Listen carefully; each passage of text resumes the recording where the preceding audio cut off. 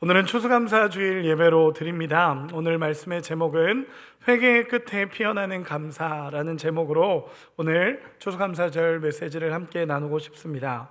여러분, 한번 물어보고 싶습니다. 여러분, 한 해를 돌아보면서 우리의 삶에 감사가 많으셨습니까? 불평이 많으셨습니까? 감사합니다. 감사가 많았다는 감사가 많았다면 정말 큰 은혜입니다. 우리의 삶을 이렇게 돌아볼 때 때로는 감사함을 잊어버리고 살아가는 경우도 참 많은 것 같습니다. 모든 것이 하나님의 은혜이고 사랑인데 그 감사를 잊어버리고 어쩌면 불평할 때도 있는 것 같습니다. 제가 예전에 어떤 뉴스 기사를 보다가 재밌는 기사가 있었습니다. 그게 뭐였냐면 아랍의 엄청난 부자였습니다. 엄청난 부자. 재자가 재산이 수천억이 있는 그런 부자였습니다. 그 부자를 인터뷰하는데 엄청나더라고요. 그 집도 어마어마하고, 그리고 심지어 자기가 타고 다니는 전용 비행기가 있었습니다. 전용기가 있고 이런 얘기를 하더라고요. 그래서 비현실적인 얘기라 이렇게 보고 있었는데 갑자기 그 기자가 그 사람에게 질문을 했습니다. 이렇게 많은 재산을 가지고 있는 당신도 혹시 불만이 있으십니까? 라고 물어봤습니다. 여러분, 불만이 있었을까요? 없었을까요? 있다고 대답을 했습니다. 그래서 뭐지? 라고 하고 궁금해서 봤더니 불만이 이거였습니다. 여러분, 놀라지 마십시오. 내 전용기에 수영장을 설치해달라 그랬는데 수영장을 설치를 못한다라고 말하는 게 불만이라는 겁니다. 여러분, 제 마음 같아서는 진짜 데려다가 군산 앞바다에 빠뜨려서 수영을 하라라고, 죄송합니다, 제 마음이었습니다. 여러분, 너무 이런 걸 불평한다고? 라는 생각이 들었습니다. 재미있는 이야기였고요. 여러분, 때로는 우리의 삶에 감사를 놓치는 경우가 참 많은 것 같습니다. 저도 이제 추수감사절을 맞아서 한 주 동안 말씀을 준비하면서 한 해를 계속 돌아봤을 때 정말 하나님의 은혜였구나 라는 생각을 하게 되었습니다. 정말로 하나님의 은혜가 너무 크다라는 생각을 했고, 이런 여러 가지 환경들, 상황들, 또 하나님께서 이곳으로 오게 하신 이런 모든 것들이 참 하나님의 은혜다라는 고백을 할 수 있었습니다. 그러다가 감사하고 이렇게 깊이 감사를 하다 보니까 제 안에 근원적인 하나님 앞에서의 감사가 회복되는 것을 느꼈습니다. 그 근원적인 감사는 뭐냐면 죽을 수밖에 없는 우리 죄인된 내 인생에 우리 주님이 찾아와 주셨고, 하나님의 도우심 없이는 한 걸음도 살아갈 수 없는 인생을 하나님이 보호하고 계신다라는 것에 대한 감사가 제 마음에 회복이 되는 것을 경험했습니다. 여러분들의 인생에도, 우리의 인생에 정말 하나님 없이는 살아갈 수 없는 인생을 하나님이 도와주셔서 늘 보호하고 계시는 그 은혜를 경험할 수 있는 우리가 되기를 소망합니다. 하나님이 우리와 함께 하시는 기쁨이 누려지기를 소망합니다. 추수감사절입니다. 여러분, 추수감사절이 어떤 날입니까? 보통은 많은 사람들이 추수감사절을 한 해 동안 수확을 거두게 하신 것에 대해서 감사하는 절기로서 추수감사절을 지킵니다. 그런데 저도 이제 추수감사절 작년에 제가 어떤 잡지에다가 추수감사절에 대한 그 글을 기고한 적이 있었습니다. 그래서 추수감사절에 대해서 저도 그때 연구를 하면서 추수감사절의 의미가 뭘까를 찾아봤을 때, 여러분, 단순히 추수감사절은 그냥 내가 한 해 동안 돌아봐 주신 하나님의 은혜에 대한 감사로만 감사하는 날이 아닙니다. 원래 추수감사절에 대한 감사는요, 이스라엘의 모든 절기는 하나님의 구원에 대한 감사가 전제가 됩니다. 여러분, 그 이스라엘에게 속한 3대 절기라고 말하는 그 절기들은요, 모두가 하나님이 구원해 주신 것에 대한 감사가 전제가 됩니다. 즉 뭐냐면, 하나님이 노예된 인생에서 우리를 건져내셨고 죄된 인생에서 우리를 건져내셨음에 대한 감사를 추수 때에 맞춰서 또다시 감사하는 것이 추수감사절입니다. 그래서 정말 추수감사절의 본질은 풍요로움을 자랑하는 날이 아닙니다. 추수감사절의 본질은 풍요로움을 자랑하거나 한 해 동안 하나님이 나에게 농사를 잘 짓게 하셨고 하나님이 풍성한 은혜를 주셨다, 나에게 풍성함을 주셨다를 자랑하는 날이 아니라 더 근원적으로 들어가서 사실은 추수감사절은 나를 구원해 주신 하나님에 대한 은혜의 감사를 드리는 날이 추수감사절입니다. 여러분, 죄로부터 구원받은 날을 기념하면서 감사를 고백하는 날, 추수 때에 맞춰서 하나님 앞에 예물을 드리고 하나님 앞에 감사로 고백을 하면서 그 추수 때에 맞춰서 나를 구원해 주신, 내 인생을 붙잡아 주신 하나님 앞에 감사하는 날이 바로 추수감사절입니다. 그래서 오늘 말씀은 사실 이 지점에서 출발을 합니다. 추수감사절이 단순히 한 해의 열매를 주신 감사가 아니라 나를 구원해 주신 하나님에 대한 감사로 되어졌다라는 것을 출발로 하고 이 말씀을 나누고 싶습니다. 그래서 오늘 본문은 회개를 통한 관계의 회복 속에서 피어나는 감사에 대해서 말씀을 나누고 싶습니다. 오늘 본문으로 들어가서, 오늘 본문인 요엘서는 사실 많이 안 들어보셨던 본문이죠. 요엘서 저도 설교하는 건 처음이고요. 요엘서로 설교를 잘 안 합니다. 왜냐하면 요엘서는 하나님의 말씀이 굉장히 확실하지만 사실은 어떤 시대에 쓰여졌는지 시대가 확정되지가 않습니다. 그러다 보니까 배경 설명도 쉽지 않은 부분들이 있어서 요엘서는 많이 다뤄지지 않는 본문 중에 하나입니다. 또 요엘서는 심판에 대한 내용이 구체적으로 나오는 본문이 이 요엘서입니다. 그러다 보니까 이 심판에 대한 내용, 재앙에 대한 이야기, 그런 어두운 분위기가 가득한 본문이 이 요엘서입니다. 실제로 그 시대에 어떤 시대인지는 특정할 수 없었지만 이 내용을 보면 유례 없는 메뚜기 떼가 그 지역을 덮쳤고 이스라엘을 덮쳤고 이스라엘의 모든 곡식이 사라지고 포도나무와 감람나무는 말라버리고 백성들은 조롱거리가 되고 수치가 된 상황이 이 요엘서의 배경이 됩니다. 여러분, 거기다가 이 재앙은 단순한 자연재해가 아니었습니다. 자연재해가 아니라 하나님 앞에 범죄하고 하나님 앞에 심판받았던 때에 쓰여진 성경이 요엘서입니다. 실제로 너무 아픈 시간을 보내고 있고 너무 괴로운 시간을 보내고 있었던 이스라엘 백성들을 향한 하나님의 외침이 요엘서의 핵심입니다. 그런데 그럼에도 불구하고 이 요엘서가 특별한 이유는 그 심판 속에서도 하나님이 회복의 길을 제시하시고 그 어려운 상황 속에서도 다시 한번 돌이켰을 때 하나님은 놀라운 축복을 그들에게 주시겠다라는 약속이 담기기 때문에 그렇습니다. 요엘서 1장부터 2장 중반까지의 본문을 보면요, 굉장히 아픔이 있고 어려움이 있고 고난이 있는 현실을 이야기합니다. 유례 없는 메뚜기 떼가 들이닥치기 시작하면서 이스라엘의 모든 곡식이 사라졌고 이스라엘의 모든 마음이 무너져 버린 상황입니다. 여러분, 사실 얼마나 암울한 시기입니까? 우리의 상황이 이런 상황이 됐다면 얼마나 괴롭고 힘들겠습니까? 거기다가 이들은 문제점이 뭐였냐면 이들이 왜 이런 고통을 당하고 있는지를 모른다는 게 문제였습니다. 그냥 자연적으로 이런 일이 일어난 줄 알았고 내 인생에 이런 고난이 찾아왔을 때 그냥 이런 일들이 그냥 찾아온 거라고만 생각을 했습니다. 그런데 성경은 분명하게 얘기하는 게 하나님의 심판이 있었고 그 모든 어려움이 죄로부터 온 결과라는 것을 하나님은 계속적으로 이야기하셨습니다. 그래서 이 요엘서를 보면요, 하나님의 마음이 가득 느껴집니다. 하나님이 계속 마음을 부어주시고 하나님이 돌아오라라고 말씀하시는 장면입니다. 오늘 본문에서 중요한 것이 있습니다. 하나님께서는요, 이런 무너진 상황 속에 이스라엘 백성들을 그냥 두지 않습니다. 이런 무너진 상황 속에, 아픈 상황 속에, 절망적인 상황 속에 하나님은 그들을 그냥 두시지 않고 그들에게 온전한 회복의 방법을 말씀해 주십니다. 여러분, 소망입니다. 그들이 정말 무너져 있고 메뚜기 떼로 인해서 완전히 무너졌고 그들의 상황과 마음까지 다 무너져 버린 상황인데 그때에 하나님께서는 너희가 회복할 수 있는 방법이 있다라고 하시면서 말씀을 주십니다. 그 말씀이 뭐냐면 13절입니다. 우리 13절 같이 한번 읽어보도록 하겠습니다. 같이 읽겠습니다. 시작. 너희는 옷을 찢지 말고 마음을 찢고 너희 하나님 여호와께로 돌아올지어다. 그는 은혜로우시며 자비로우시며 노하기를 더디하시며 인애가 크시사 뜻을 돌이켜 재앙을 내리지 아니하시나니. 아멘. 하나님께서는요, 이러한 모든 상황에서 이겨낼 방법을 말씀해 주십니다. 그 방법이 뭐냐 하면 옷을 찢지 말고 마음을 찢고 하나님 앞에 나오라라는 것입니다.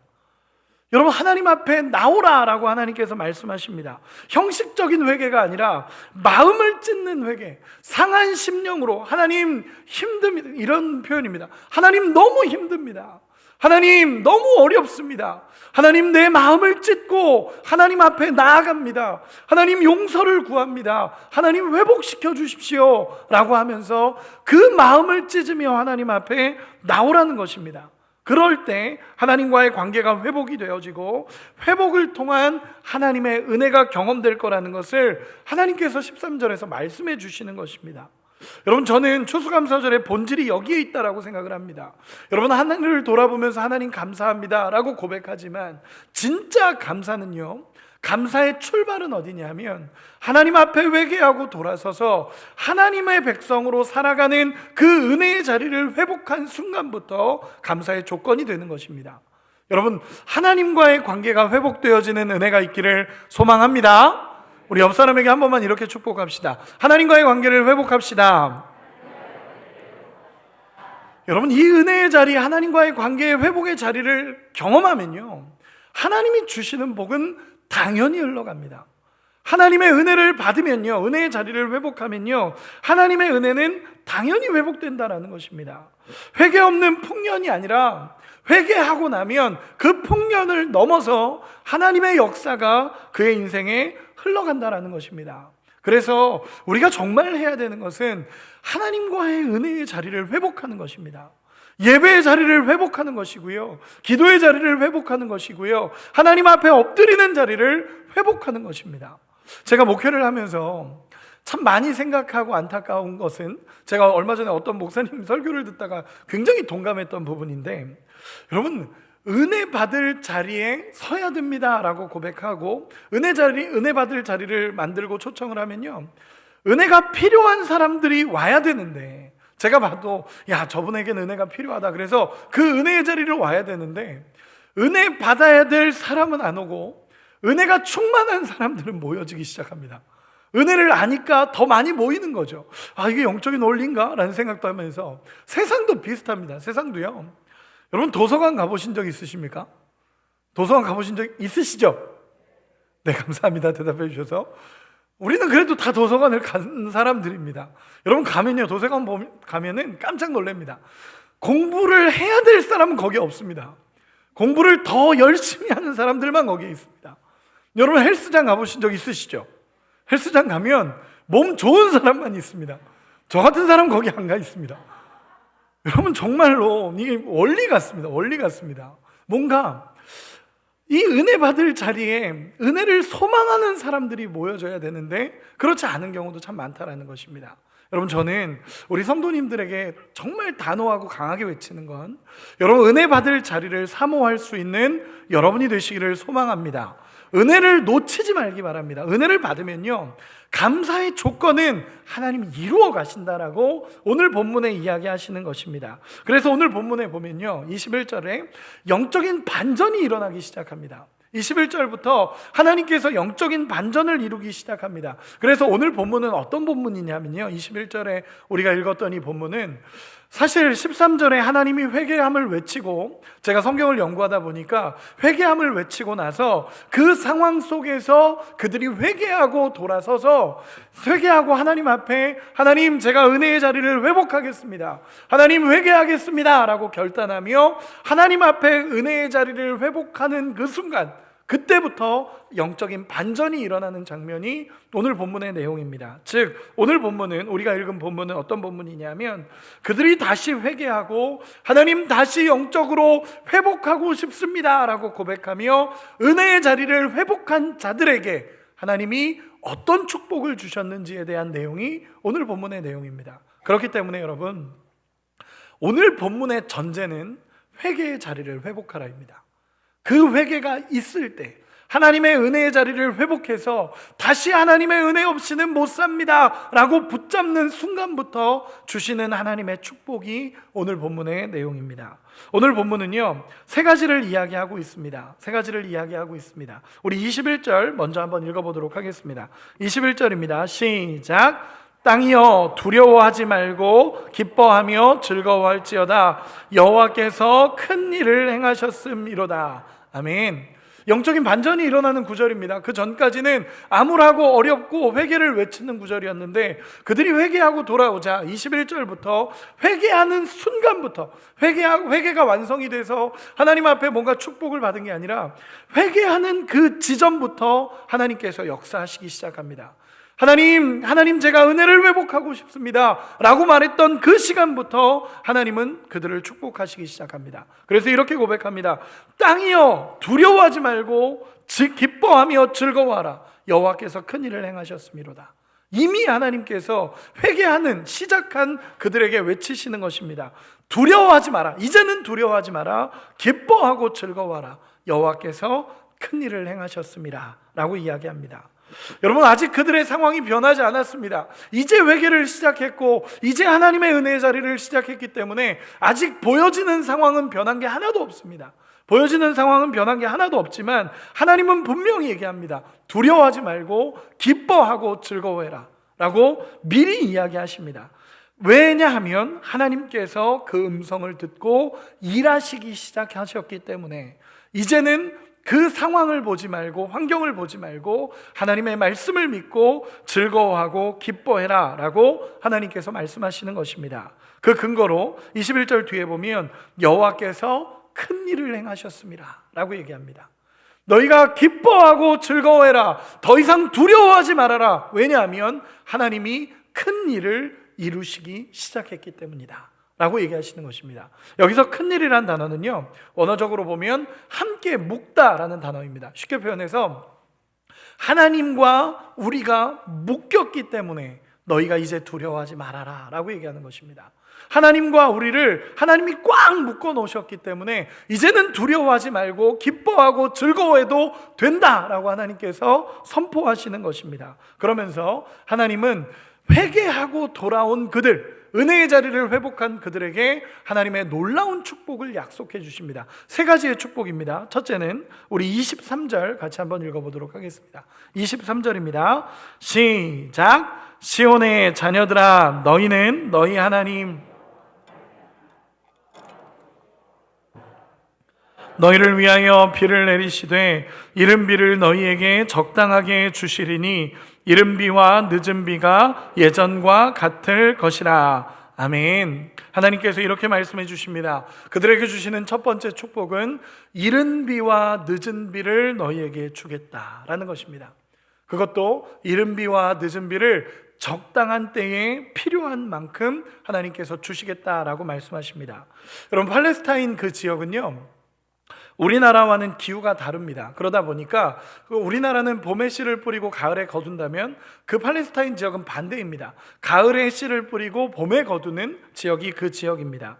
이 팔레스타인 지역에는요, 우기가 두 번 있습니다. 건기와 우기로 나눠지는데 우기가 두 번 있습니다. 그 우기 두 번, 비가 오는 그 우기의 두 번을 이른 비의 시기와 늦은 비의 시기라고 이야기합니다. 이른 비는 아까 얘기한 대로 가을에 내리는 비입니다. 10월에서 11월에 내리는 비인데 이 비는요, 건기 동안에 딱딱해진 땅을 이른 비가 내리면서 그 땅이 부드러워지는 시기가 이 이른 비의 시기입니다. 그래서 메마르고 딱딱해진 흙을 적셔주어서 땅을 갈기에 알맞도록 해주는 역할을 하는 게 이른 비의 역사입니다. 이른 비는 굳어진 땅을 부드럽게 만들어주고 농사를 지을 수 있도록 만들어주는 하나님의 은혜가 이른 비입니다. 저도 여러분 혹시 비가 오는 날에 이제 흙을 파보신 적 있으시죠? 별로 없으시군요. 저는 제가 부목사로 있을 때 비가 온 다음에 원로 목사님께서 항상 연락이 오셨습니다.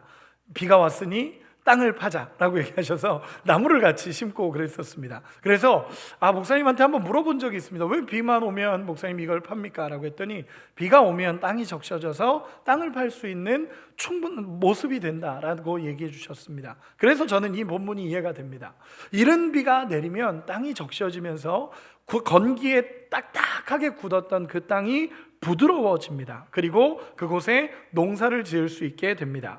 늦은 비는 언제 내리는 비냐 하면 봄에 3, 4월경에 내려서 마지막 추수 직전에 내리는 비입니다. 이 비는요, 농작물이 잘 자라날 수 있도록 곡식이 여물고 수확되기 직전에 내리는 비입니다. 이 비가 내림으로 말미암아 마지막에 풍년이냐 흉년이냐가 결정된다라고 합니다. 그래서 그 추수 직전에 내리는 늦은 비의 은혜가 이스라엘 백성에게 있다라는 것입니다. 여러분, 유대 농사에 있어서 이 이른 비와 늦은 비는 한 해의 풍년과 흉작을 결정하는 결정적인 역할을 하는 것이 이른 비와 늦은 비입니다. 여러분, 이 비가 없다면 1년 농사는 무너집니다. 이스라엘에 흉년이 임했다. 그럼 이 이른 비와 늦은 비가 내리지 않은 겁니다. 그들이 흉년이 되고 그게 딱딱하게 가뭄이 왔다. 이른 비와 늦은 비가 내리지 않은 것입니다. 그런데 하나님께서 그들에게 이렇게 축복하는 것입니다. 내가 이른 비와 늦은 비를 적당한 때에 필요한 만큼 내리겠다. 여러분, 얼마나 큰 축복입니까? 여러분, 비는 우리가 내릴 수 있는 게 아닙니다. 우리가 노력한다고 해서 비가 내리는 것도 아니고 우리가 뭔가 최선을 다한다고 해서 비가 내리는 게 아닙니다. 이 비는요, 전적인 하나님의 은혜로만 내릴 수 있는 게 비입니다. 그래서 이른 비와 늦은 비라는 것은요, 적당한 때에 필요한 방식으로 하나님께서 내리시겠다라는 것은요, 무너진 땅을, 딱딱하게 굳어진 땅을 하나님께서 풀어주시겠다라는 것이고, 한 해의 풍년을 하나님께서 주시겠다라고 약속하시는 것이 이른 비와 늦은 비의 은혜라는 것입니다.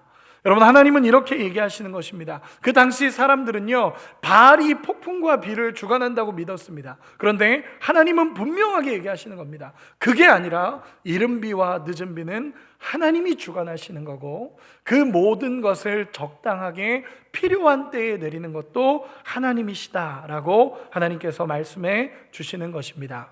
여러분, 우리의 인생에도 하나님 앞에 돌이키고 하나님 앞에 선 인생은 이런 이른 비와 늦은 비의 은혜가 임할 줄로 믿습니다.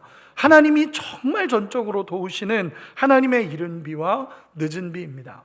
제가 이 말씀을 묵상하면서 하나님의 이른 비와 늦은 비, 하나님께서 이 비를 내 인생에도 내리셨지라고 고백하면서 기도하는데, 제가 한때가 떠올랐습니다. 그게 뭐였냐면, 제가 부목사로 있다가 이제 서울로 올라가던 때에 제가 그 원로 목사님께서 한마디 하라고 하셔서 제가 인사하면서 한마디를 했던 게 있습니다. 혹시 기억하십니까?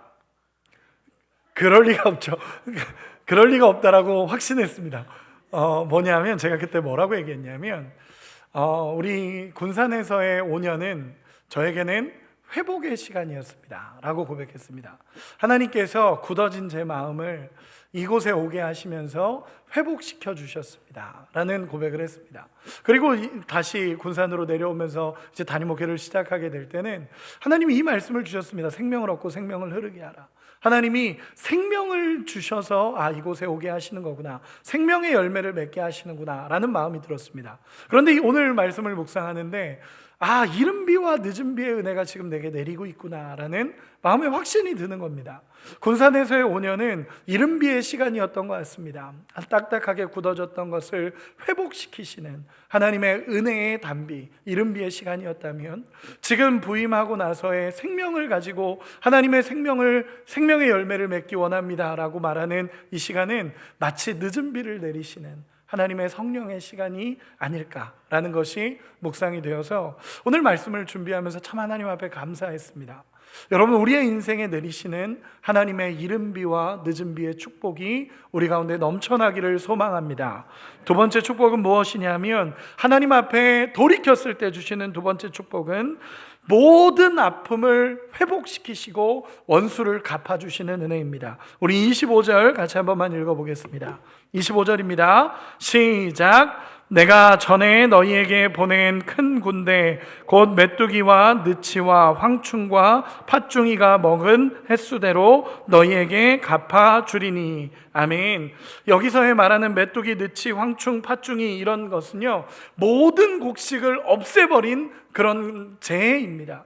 그런데 하나님께서는 이렇게 얘기해 주시는 것입니다. 내가 너희의 이 모든 것을 갚아주겠다라고 말씀해 주십니다. 하나님 앞에 회개하고 돌이켜서 하나님 앞에 서 있는 그들을 향해서 내가 모든 것을 갚아주시겠다라고 하나님 말씀해 주시는 것입니다.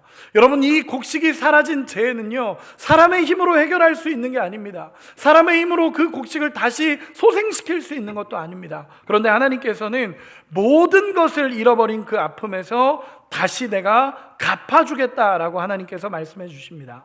여러분이 갚아주신다라는 이 단어를 원어로 찾아보니까 샬람이라는 단어인데, 이 단어는 부족함이 조금도 없으며 온전한 상태가 된다라는 의미를 가진 단어입니다. 즉 하나님이 이렇게 얘기하시는 겁니다.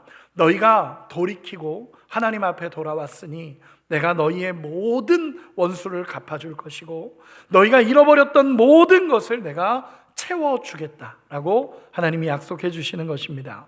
여러분, 올 한 해가 어떠셨습니까? 우리도 살아오면서, 올 한 해를 살아오면서 잃어버렸던 것이 있을 수 있습니다. 원수에게 빼앗겼던 것들이 있을 수 있습니다. 건강도, 아픔도, 관계도 원수에게 다 빼앗겨 버렸던 것들이 있을 수 있습니다. 그런데 오늘 이 시간 우리가 회개하고 하나님 앞에 돌이키고 하나님을 붙잡기 시작하면 잃어버렸던 모든 것을 회복시켜 주신다라고 우리 하나님께서 말씀하시는 것입니다. 여러분, 잃어버렸던 모든 것이 다시 회복되어지는 역사가 일어나기를 소망합니다. 마지막 세 번째는요, 마지막으로 하나님이 주시는 놀라운 축복, 하나님 앞에 돌아왔을 때의 놀라운 축복. 사실은 이 말씀이 가장 중요한 핵심입니다. 우리 27절 같이 한번 읽어보겠습니다. 27절입니다. 시작. 그런즉 내가 이스라엘 가운데에 있어 너희 하나님 여호와가 되고 다른 이가 없는 줄을 너희가 알 것이라. 내 백성이 영원히 수치를 당하지 아니하리로다. 아멘. 하나님이 주시는 마지막 세 번째 축복은 하나님의 함께 하심의 축복입니다. 여러분, 이것이 가장 큰 복임을 믿습니다. 하나님이 함께 하신다라는 것이 가장 큰 축복입니다. 그래서 저는 이렇게 얘기하고 싶습니다. 여러분, 인생의 진정한 축복은 풍년이 아닙니다. 인생의 진정한 축복은 재물의 많음이 아니고 풍년이 아니고, 인생의 진정한 축복은 하나님이 우리와 함께 하신다는 것이 진정한 축복임을 믿는 우리가 되기를 소망합니다. 진정한 감사는 임마누엘이신 우리 하나님을 경험할 때 나타나는 것입니다. 성경에 보면요, 성경에서도 사람들은 자꾸 소유로 하나님을 판단하려고 합니다. 내게 많은 것을 주셨으니까 하나님 감사합니다. 내가 이게 있으니까 감사합니다. 내게서 이것을 빼앗아가니 하나님 왜 그러십니까? 이게 보통 대부분의 반응들입니다. 누가복음 15장에 보면 탕자의 비유가 나옵니다. 너무 유명한 비유죠. 탕자의 비유는 이겁니다. 둘째 아들이 아버지의 전 재산 중에서 자기 몫을 가지고 떠나버립니다. 나 내 맘대로 살 겁니다. 그리고 재산을 가지고 갑니다. 그리고 마음대로 살다가 다 잃어버리죠. 다 잃어버리고 인생의 밑바닥에 가니까 아버지가 다시 떠오릅니다. 그래서 내가 저 아버지 집에 가면 종들도 나보다 난데 내가 아버지의 종으로 살아야겠다. 그리고 아버지께 돌아갔는데 아버지는 그를 종으로 맞이한 게 아니라 다시 아들로 맞이하시고 따뜻하게 안아주시며 그를 회복시켰다는 내용이 누가복음 15장의 내용입니다. 그럼 참 은혜로운 이야기입니다. 그런데 이 이야기 뒤에 있는 큰아들의 이야기도 있습니다. 이 큰아들이 뒤에 보면은 큰아들이 집에 돌아오다 일을 하고 집에 돌아오다가 갑자기 이제 잔치가 벌어져 있으니까 이제 종에게 물어봅니다. 무슨 일이냐라고 얘기했더니 지금 당신의 동생이 돌아와서 우리가 잔치를 벌이고 있습니다라고 얘기했더니 큰아들이 싫어합니다. 여러분, 이 마음이 좀 이해가 되십니까? 이해가 되는 분도 있을 거라고 생각합니다. 여러분, 동생이 돌아온 게 기쁘지가 않은 겁니다. 왜냐하면 동생은 자기 목 다 갖고 가서 탱자탱자 놀면서 살아가다가 결국 그렇게 무너져 버렸는데 돌아온 걸 뭐가 기쁘냐는 겁니다. 이 큰아들 마음에 기쁨이 없는 거죠. 그런데 아버지가 나와서 얘야 잔치에 참여하자라고 얘기하니까 큰아들이 아니 아버지, 나에게는 아무것도 해준 것도 없으면서 저 망나니 둘째 아들 나갔다 돌아왔다고 이렇게 잔치를 벌여주십니까? 라고 얘기하니까 아버지가 그때 한마디를 하십니다. 근데 그 한마디가 사실은 제 마음을 굉장히 울렸던 한마디입니다. 뭐라고 하시냐면 아버지가 그 불평하는 큰아들에게 딱 이렇게 얘기합니다. 얘야, 내 것이 다 네 건데 왜 저거 보고 불평하느냐? 라는 겁니다. 그 말을 이렇게 듣는데 마치 저 같았습니다. 맞다, 하나님 안에 있으면 아버지께 다 내 것인데 내가 그것도 보지도 못하고 누리지도 못하고 그냥 저 소유 하나 보고 괴로워하고 어려워하고 있구나라는 겁니다. 여러분, 이 큰아들이 놓친 게 뭡니까? 아버지와 함께함의 기쁨을 놓친 겁니다. 아버지와 함께하고 있다라는 행복함을 놓친 겁니다. 그러니까 둘째 아들에 대한 불평이 생기는 겁니다. 이 아버지와 함께함에 대한 기쁨을 큰아들이 알고 있었으면 둘째 아들이 불쌍해야 됩니다. 왜냐하면 아버지를 떠나서 살아갔던 그 인생의 불쌍함을 이 큰아들이 이해해야 합니다. 그런데 자기 스스로도 아버지와 함께하는 기쁨을 누리지 못해버리니까 불평이 터져 나오는 겁니다. 여러분, 인생의 가장 큰 축복은요, 하나님이 나와 함께 하신다는 것을 깨닫고 경험하고 누리는 것이 가장 큰 축복입니다. 여러분, 이 축복을 경험하는 은혜가 있기를 소망합니다. 우리 옆 사람에게 한 번만 더 이렇게 인사합시다. 하나님이 당신과 함께 하십니다. 여러분, 이것이 가장 큰 축복입니다. 그렇기에 하나님은 두려워하지 말고 기뻐하고 즐거워하라 라고 말씀하십니다. 이제는 너희가 회개하는 자리에 돌아섰다면 이제는 두려워할 필요 없다. 이제는 두려워할 필요 없고 기뻐하고 즐거워해라. 왜냐하면 내가 너희에게 큰 일을 행할 거다. 이른 비와 늦은 비를 너희에게 내려줄 것이고 너희의 원수를 내가 대신 갚을 것이고 내가 너희와 함께 할 것이기에 너희는 이제 두려워하지 말고 기뻐하고 즐거워해라 라고 하나님 말씀해 주십니다. 그 근거는 하나입니다. 우리가 하나님과 멀어졌던 자리에서 다시 돌아오시면, 다시 은혜의 자리를 회복하시고 하나님과의 관계를 회복하시면 하나님은 이런 넘치는 감사와 기쁨을 우리에게 주시겠다라고 말씀하십니다. 여러분, 추수감사절을 맞은 우리의 감사의 출발은 어디입니까? 여러분, 나의 잘됨입니까? 혹시 내 사업의 확장입니까? 죄의 노예에서 구원해 주신 하나님 앞에서의 감사가 우리의 감사의 출발이 되시기를 소망합니다. 우리가 회개하고 돌이켰을 때 그 두 팔 벌려 안아주시는 하나님의 은혜를 경험하시고 그 은혜 때문에 감사하다라고 고백할 수 있는 우리 모두가 되시기를 소망합니다. 그때 하나님은 이른 비를 주실 것이고 늦은 비를 주실 것이고 우리의 원수를 갚으실 것이고 우리와 영원히 함께 하실 것입니다. 그 은혜를 누리는 우리 모두가 되시기를 소망합니다. 말씀의 결론을 맺겠습니다. 여러분, 구약의 마지막은 말라기입니다. 말라기 선지자의 외침들이죠. 사실 요엘서가 말라기 뒤에 와야 된다라고 말하는 학자들도 많이 있습니다. 어쨌든 이 말라기, 구약 성경의 마지막 성경인 이 말라기에서 하나님은 이스라엘을 향한 사랑을 고백하십니다. 말라기서 마지막에 하나님 이렇게 얘기하십니다.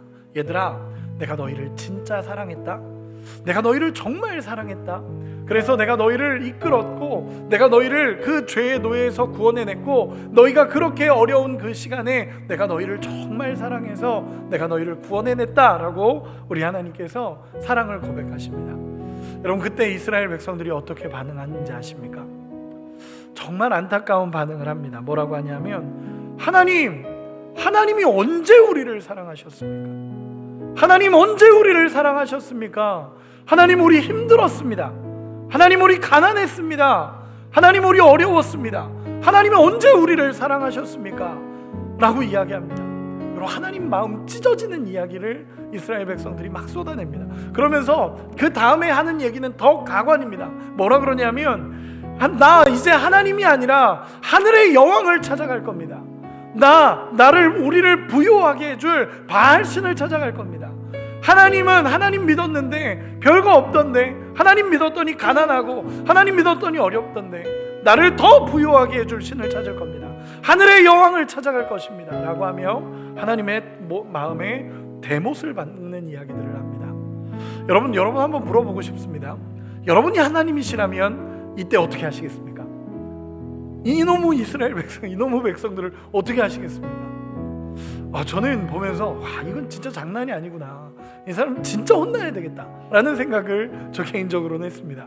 여러분, 이스라엘 백성과 하나님은 언약을 맺은 관계입니다. 이 언약은 쉽게 얘기해서 결혼한 관계입니다. 서로 사랑하는 관계라는 거죠. 여러분, 이런 표현입니다. 남편과 아내가 찾아와서 나 당신이랑 이제 안 살 거야, 나 당신이랑 사니까 가난해, 나 이렇게 살고 싶지 않아. 나를 더 만족시켜줄, 나를 더 부유하게 해줄 다른 사람 찾아갈 거야 라고 얘기했다면 여러분 어떠겠습니까? 와, 마음이 무너지지 않겠습니까? 와, 이거 어떡하지? 라는 생각이 들지 않겠습니까? 여러분이 하나님이시라면 이스라엘 백성들을 어떻게 하시겠습니까? 저라면 가만두지 않습니다. 그런데 하나님의 마음을 굉장히 잘 표현한 구절이 있습니다. 우리 이사야서 65장 1절 2절 띄워주시면 마지막으로 같이 한 번만 읽어보겠습니다. 같이 읽겠습니다. 시작. 나는 나를 구하지 아니하던 자에게 물음을 받았으며 나를 찾지 아니하던 자에게 찾아냄이 되었으며 내 이름을 부르지 아니하던 나라에 내가 여기 있노라 하였노라. 내가 종일 손을 펴서 자기 생각을 따라 옳지 않은 길을 걸어가는 패역한 백성들을 불렀나니. 아멘. 제가 쉽게 설명해 드리겠습니다. 내가 종일 손을 펴서 옳지 않은 길을 걸어가는 패역한 백성들에게 내가 여기 있다 라고 하나님이 외치고 계셨다라는 것입니다. 이런 바보 같은 사랑이 어디 있습니까? 나 싫다고 떠나가는데 하나님이 이렇게 얘기하시는 겁니다. 두 팔을 벌리고 얘야 내가 여기 있다 라고 하시며 하나님이 두 팔 벌려서 그들이 돌아오기를 기다리고 계신다라는 것입니다. 전 이 말씀을 묵상하는데 저 같았습니다. 그냥 딱 저 같았습니다. 하나님의 그 부르심을 외면하고 걸어가고 있는 제 모습 뒤에서 그 등을 바라보며 얘야 내가 여기 있다 라고 외치시는 아버지의 음성처럼 느껴졌습니다. 여러분, 인생의 진짜 가장 큰 기적이 무엇입니까? 저는 이런 우리를 용납하시고 기다리시며 두 팔 벌리고 계신 우리 하나님이 기적임을 믿습니다. 여러분들을 용납하신, 나를 용납하신, 우리를 용납하시는 그 하나님이 기적이십니다. 예수님이라는 그 이름에 우리 안에 감사가 회복되기를 소망합니다. 나를 구원해 주신 그 예수님이 두 팔 벌리고 우리를 환영하고 있는 그 모습을 바라보며 다시 돌이키시고 하나님의 은혜를 마음껏 누리시며 이른 비와 늦은 비를 주시는 하나님의 은혜, 함께 하시는 은혜, 모든 원수를 갚으시는 우리 하나님의 은혜를 경험할 수 있는 우리 모두가 되시기를. 그래서 이 추수감사절에 진짜 근본적인 감사가 회복되는 역사가 일어나시기를 예수님의 이름으로 축원합니다. 우리 옆 사람에게 마지막으로 이렇게 축복합시다. 하나님 앞에 감사합시다. 하나님이 기다리십니다. 아멘. 우리 같이 찬양하고 기도하겠습니다.